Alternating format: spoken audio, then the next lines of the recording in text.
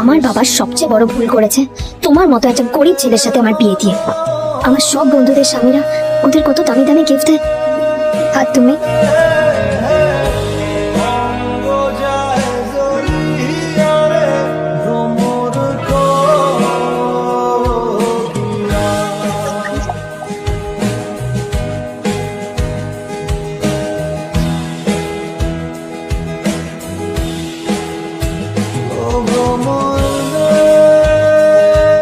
New ইয়ারে আমার একটা গিফট চাই তোমার থেকে, আর গিফট যেন দামি হয়। হ্যাঁ মানে খুব দামি, কয়েক লাখ টাকা। ওকে, কয়েক লাখ টাকা? কিন্তু অর্জিতা, এত টাকা আমি একসাথে কখনো দেখিনি। তোমাকে এত দামি গিফট আমি কি করে দেবো? এটা তো তোমার বিয়ে করার আগে ভাবা উচিত ছিল। একজন পুরুষ মানুষ হয়, নিজের স্ত্রীর এইটুকু ইচ্ছা তুমি পূরণ করতে পারবে না?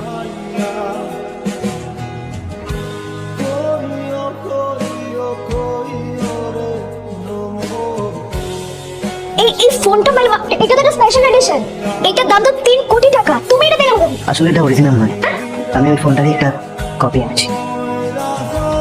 এই ফোনটা একটু দেখুন না প্লিজ। ওয়াও, আচ্ছা ম্যাম, আপনি কি মিস্টার রয় চৌধুরীর বন্ধু? কে মিস্টার রয় চৌধুরী? ও, আপনি কি ওই রয় চৌধুরী গ্রুপ অফ ইন্ডাস্ট্রিজ এর মালিকের কথা বলছেন? হ্যাঁ। না না, আমি ওনাকে চিনি না। আমি কেন, আমার মনে হয় কেউই ওনাকে চেনে না। বড় বড় মানুষেরাই ওনা দেখা পান না, আমিও কোনোদিন ওনাকে দেখিনি। কিন্তু সাডেনলি আপনি এই প্রশ্নটা করলেন কেন? অ্যাকচুয়ালি ম্যাম, আপনার হাতের এই ফোনটা আসলে এটা ফোনের স্পেশাল এডিশন। এই কাটিং, এই ডিজাইন, এই লোগো, এটা জাল করা ইজ নেক্সট টু ইম্পসিবল। আর গোটা ভারতে বিক্রি হওয়া এই ফোনের সেকেন্ড পিস এটা, যেটা মিস্টার রয় চৌধুরী কিনেছিলেন। সেটাতে জিজ্ঞেস করছি ম্যাম, আপনি এই ফোনটা কোথা থেকে পেলেন? তবে কি নীলে মিস্টার রয় চৌধুরী, নাকি নীল এই ফোনটা চুরি করেছে? বেকার নীলের কাছে কোটি টাকার ফোন কোথা থেকে এলো? নীলের সত্যিটা তাহলে কি? আর ও যদি সত্যি বড় লোক হয়ে থাকে, তবে নিজের শ্বশুর বাড়িতে খরচামাই মেয়েটা থাকে কেন? কটা বাজে রে? আমার খুব লেট হয়ে গেছে, বুঝলি? তোরা খেল, ঠিক আছে? তোরা খেল, আমি আসছি। নীল, জল পড়ছে না কেন দেখো না। নীল, নীলকে ডাকছে কেন? তোমার কিছু বলে গেছে? নীল, হ্যাঁ, কোথায় গেছো? না, আমি ওর কোনো খোঁজ খবর রাখি না। আমার একটা কথা মনে হচ্ছে, ওকে না এবার একটু শীতে করতে হবে। একটা কাজে যদি আসতো ছেলেটা, যখনই কোনো কাজের কথা বলি ভ্যানিশ হয়ে যায়। আমি ওকে বলেছিলাম আর&বি গোল্ডেন ডায়মন্ড থেকে আমার সেটটা নিয়ে আসতে, আনেনি। আজকে ভালো করে অফিসে নিয়ে যাবো, ভ্যানিশ হয়ে গেল। কোথায় গেল কে জানে? আমার ভাগ্যে জুটেছে এরকম একটা ছেলে। তুমি কেন বিয়ে দিয়েছিলে আমাকে? এটা আবার কি বলছিস? আমার কি দোষ?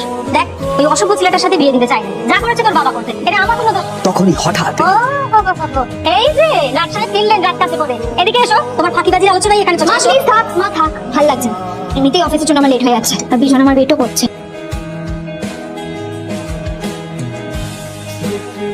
আপনারা দাঁড়িয়ে আছো কেন? ফাইলগুলো নিয়ে ভেতরে এসো।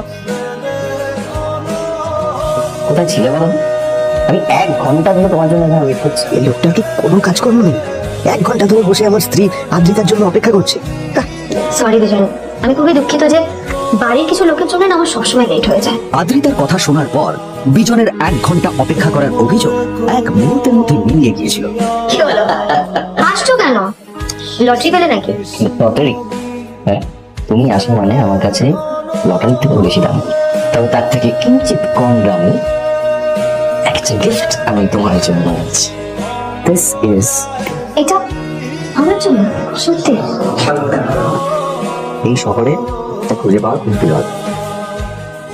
আদ্রিতা, আমি আজ পর্যন্ত তোমাকে কোনো রকম উপদেশ দিই, কিন্তু আজ আমি তোমাকে বলতে বাধ্য হচ্ছে, এই যে এই লোকটা তোমাকে শুধুমাত্র ইমপ্রেস করার জন্য একটা নকল সস্তার হীরের গয়না দিয়ে গেছে। এরকম একটা লোকের সাথে তোমার মেশা উচিত না, ভবিষ্যতে কিন্তু তুমি বিপদে পড়বে। জিতা, আমি তোমাকে কথা দিচ্ছি, আমি তোমার জন্য আসল রেয়ার একটা হীরের গয়না এনে দেবো, এর চেয়েও দামি, এর চেয়ে অনেক অনেক বেশি দামি। তার জন্য আমাকে যাই করতে হোক না কেন, আমি তোমাকে একদিন ঠিক এনে দেবো, ঠিক এনে দেবো তোমাকে। নীলকে নিজের থেকে দূরে সরিয়ে রেখে আমি কি কোনো ভুল করছি? না, এটা আমি কি ভাবছি? বিজন আমার বিজনেস পার্টনার, ও আমাদের মেইন ইনভেস্টর। নীলের এই অ্যাকশনের কারণে বিজন আমার কোম্পানি থেকে ব্যাক আউট করে গেলে কি হবে? না না না না, নীলের জন্য আমি আমার এত বছরের পরিশ্রমকে জলে দিতে পারি না। আমার নীলকে নয়, আমার বিজনকে প্রয়োজন। How dare you! তোমার এত বড় সাহস যে তুমি আমারই অফিসে দাঁড়িয়ে আমাকে এতগুলো উল্টোপাল্টা কথা তুমি শোনালে? তোমাকে এখানে আনাই আমার ভুল হয়েছে, সবচেয়ে বড় ভুল হয়েছে। এবার চুপচাপ এখান থেকে বেরিয়ে যাও, রাইট নাও, গেট আউট। আমারই সামনে দাঁড়িয়ে আমার কেনা গিফট নিয়ে তুই মজা করলি? কত বড় সাহস রে তোর, নিজেকে তো বিক্রি করে দিলে ওরকম একটা ডায়মন্ড নেকলেসই কিনতে পারবি। তোর এই গরিবের পারফিউম, সস্তার শার্ট, বা একটা ফাটা চপ্পল নিয়ে নিজেকে বড় গিয়ে মনে করছিস? তোর নিজের কত দাম সেটা তোর নিজের জানা উচিত। জিরো প্রথম কথা, ওই যে ওখানে দাঁড়িয়ে আছে, ও আমার স্ত্রী। তাই আমার স্ত্রীকে তোমার নেকলেস দেওয়ার কোনো অধিকার নেই। ওকে যদি নেকলেস দিতে হয় তাহলে আমি দেব। তাই এসব ফ্রডকেই বন্ধ করো। আর দ্বিতীয় কথা, যার পকেটে পয়সা নেই ঝনঝন আওয়াজ করা তার মানায় না। হ্যাঁ মিস্টার রায়চৌধুরী, আমি আপনাকেই ফোন করতে যাচ্ছিলাম। আমি একজন বিশেষ লোকের সাথে তোমার একটা মিটিং ফিক্স করেছি। ওর অ্যাড্রেস আমি তোমাকে টেক্সট করে দিয়েছি। আমি চাই তুমি ওই লোকটার সাথে মিট করো। ঠিক আছে, আমি যে কোনো কারোর সাথে দেখা করতে পারি, কিন্তু তার জন্য আপনাকে আমার দুটো শর্ত মানতে হবে। প্রথমটা, আমার জন্য একটা রেয়ার হীরের নেকলেস আপনাকে জোগাড় করে আনতে হবে। আর দ্বিতীয়টা, আমি আপনাকে টেক্সট করছি, এটাও কিন্তু একই রকম জরুরি। এই দুটো কাজ আপনাকে যত তাড়াতাড়ি সম্ভব করে ফেলতে হবে আমার জন্য, ঠিক আছে? তোমার অ্যাকাউন্টে কিছু টাকা পাঠিয়েছি, কিছু জামা কাপড় কেন, যাতে তুমি ভদ্র সমাজে আসার যোগ্য হও আর তোমাকে আমি স্বামীর পরিচয় দিতে লজ্জা না পাই। তোমার কারণে আমার পরিবার লজ্জা পাবে, আমি সেটা চাই না। যখনই দেখি তখনই তুমি ভিখিরির মতো ছিঁড়া ফাটা জামা কাপড় পরে থাকো।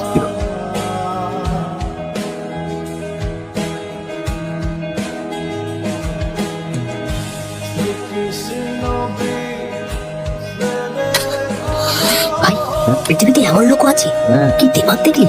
হ্যাঁ, কাজকর্ম তো কিছু করার নেই, আর কিছু করেও না। হ্যাঁ, শুধু চলে এসছে আমাদের ম্যাডামকে রাগাতে। এই 1 বছর না কিচ্ছু বাদলায়নি। আরে আমি তো ভেবেছিলাম যে এর সাথে ম্যাডামের আর কোনো সম্পর্কই নেই, কিন্তু না, এখন যা দেখছি উল্টে ম্যাডামের মাথা উঠে যাচ্ছে। আমার মাঝে মাঝে মনে হয় এদের দুজনের বিয়ে কিভাবে হলো? আর বিয়ে তো অনেক পরের কথা, 2 বছর হয়ে গেল এদের এখনো ডিভোর্স হলো না। হ্যাঁ, আমার তো ভাবলে কিরকম অবস্থা। যা বলেছিস।